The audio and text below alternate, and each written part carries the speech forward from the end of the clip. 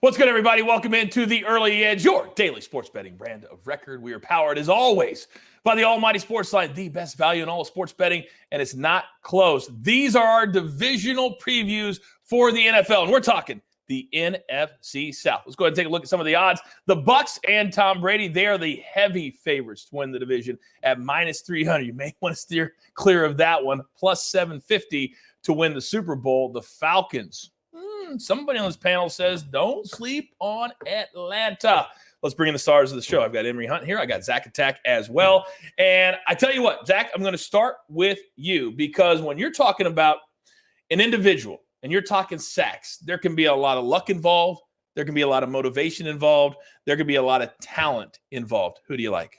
As you say, Coach, I say you go back to the well when you can. And with Cameron Jordan, you can do that. Over 9.5 sacks is his prop. He has shown no signs of slowing down even as he ages. 33 years old. He's coming off 12.5 sacks. And then you look at the Saints, they promoted from within. They bring in Dennis Allen from defensive coordinator position to their head coach as Sean Payton left. And this gives Cameron Jordan and Dennis Allen that chance to just keep it going. I don't think they changed much from a defense that ranked in the top 10 and a lot of statistics, including sacks, in which they were 8th. When there is a win total around 4 or 5 or 6, normally the team is not very good and people are not picking the over. However, you found a team, Zach, that you like at that number 5. Who are we talking about?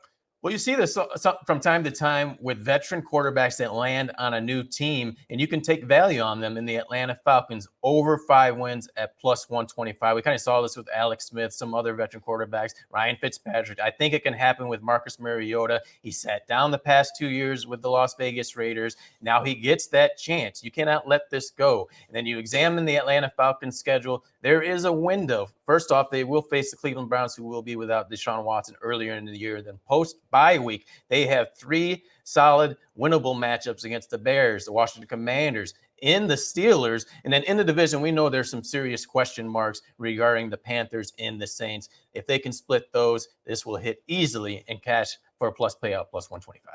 I like this one a lot. You mentioned the Saints as well. Now, there is no more Sean who was offered $100 million by Amazon to be in it. What? I can't even say the full. I'm so clear. I can't even say the full name. But we've got new coaches. We've got some new players. We've got a quarterback that you've heard of. How is he going to play? All of those question marks.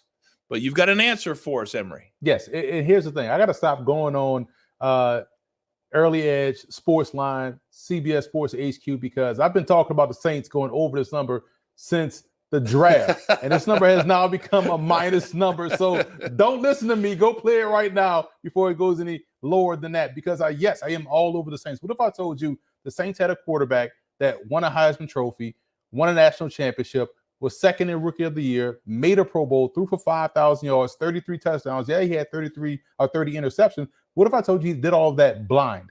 Then we saw him with LASIK surgery last year. Talk about Jameis Winston, 14 touchdowns, 2 interceptions, and he's been in the same offense for 3 seasons with better receiving weapons than they've had in quite some time. You have to go back to the Marcus Colston, Jerome Pathon, those guys, the Devery Hendersons.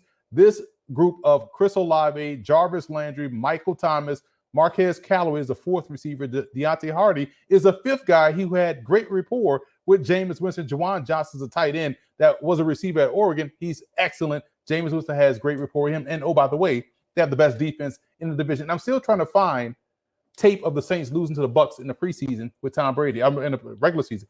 You can't find it because it don't exist. So I'm going to Saints over 8 wins and winning the division. You can close the show up right now.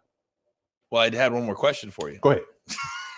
How much of a difference do you think it's going to make without Sean Payton on the sidelines? Sean Payton makes a lot of the key game calls within the game. That's a great question. But Pete Carmichael has handled the offense before. Remember when Sean Payton got suspended, Pete Carmichael ran the show. Now Pete Carmichael gets to fully run the show without a Sean Payton leaning over him and watching and kind of playing puppet master.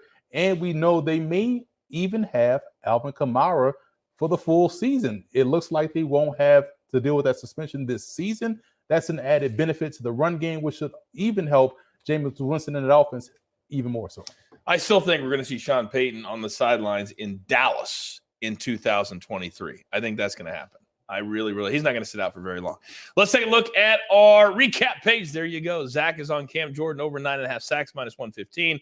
Falcons over 5 wins, plus 125. You heard all the reasons why. Then Emory, we're going to stack the Saints to win the division and then go over 8 wins. And Emory, I don't know how much you watch the show, but at minus 160, sometimes the juice is worth the squeeze. You're damn right it is. And this is one of those times. This is the NFC South, and this is the Early Edge. Good luck.